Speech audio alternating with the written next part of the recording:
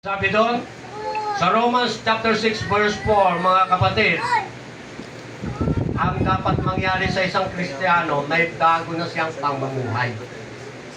Sabi po doon. At sabi po roon sa Galatian, mga kapatid, 6:15, tuli man o hindi tuli, ang mahalaga, bagong nilalang. Bagong nilalang. New creation.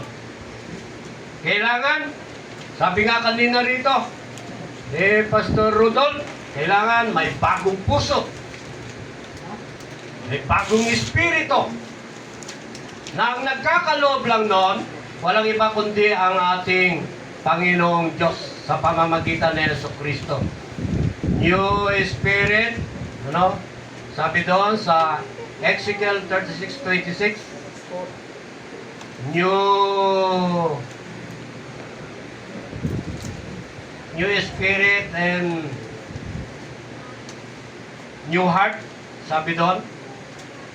Sabi doon sa Ezekiel 11 verse 19, Psalm 51 verse 10, mga kapatid. Kaya salamat sa Diyos na ang ibig sabihin, bagong nilalang, kailangan born again. Kaya mapalad kayo tayo born again. Kaya panatilihin natin yung pagiging born again natin. Ha? Ano sabi dun sa John 3:5? Unless a man be born of water and spirit, he cannot enter in the kingdom of God. Marami ngayon nandun sa kanilang relihiyon, pero they cannot enter in the kingdom of God because they are not born again. Kailangan ma-born again, may panganak sa salita ng Diyos. Sa 1 Peter 1:23. Kailangan may panganak sa Espiritu ng Diyos. Romans 8, 9, 11, and 14, 16. Kailangan po yun.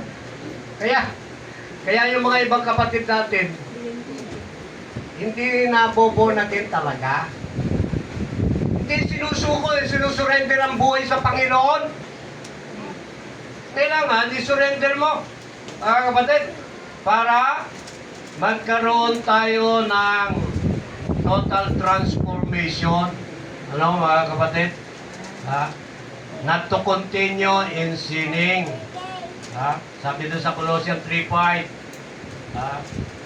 Kaya nangyayari, mga kapatid, mas malakas minsan ang takbo ng laman doon sa Espiritu ng Diyos sa buhay niya. Ganyan ang tao Hindi niya may surrender. Hindi pwede maglingkod sa dalawang Panginoon. Amen. Hindi pwede. Kailangan isurrender mo yung isa. Kung abutan ka ngayon ng kamatayan,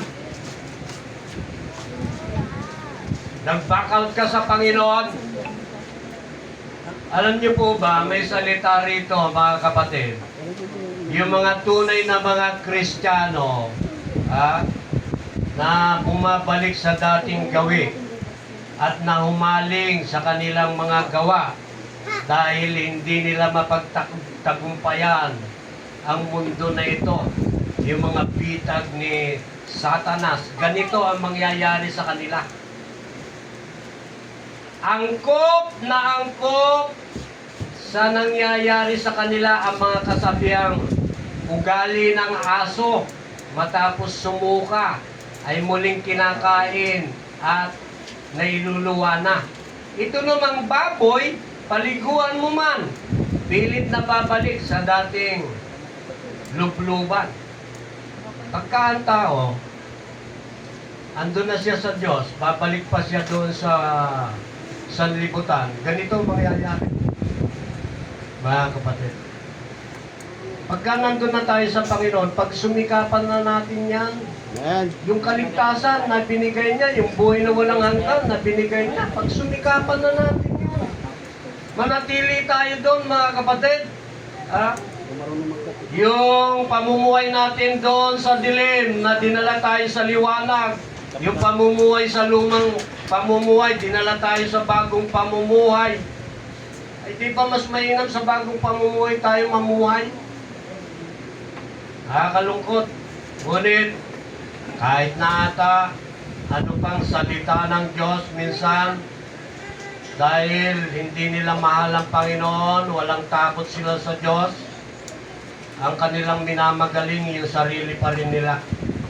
Hindi kasi naisuko ang lahat ng bagay sa Diyos. Kaya ganun po ang nangyayari. Hindi sila makapanatili doon sa bagong nilalang. Kaya mapalad kayo. Tayo na andun tayo, maunawaan natin ang pagiging bagong nilalang. Kailangan pala ma-born again sa salita ng Diyos, sa Espiritu ng Diyos. Pagka na-transform tayo, sabi nga doon sa Romans 12 verse 2, papatuloy tayo. Amen. No? Hindi reform. Hindi gawa ng tao, kundi gawa ng Diyos. Mga kapatid, kaya bagong nilalang, mapalad tayo na tayo bagong nilalang. Minsan nakakalungkot talaga. Dahil kukunti talaga ang maliligtas eh. Yung magtitiis sa piling ng Panginoon. Maraming aabuting mga pagsubok. Huwag kang umalis. Ganun talaga ang buhay. Ito, alam niyo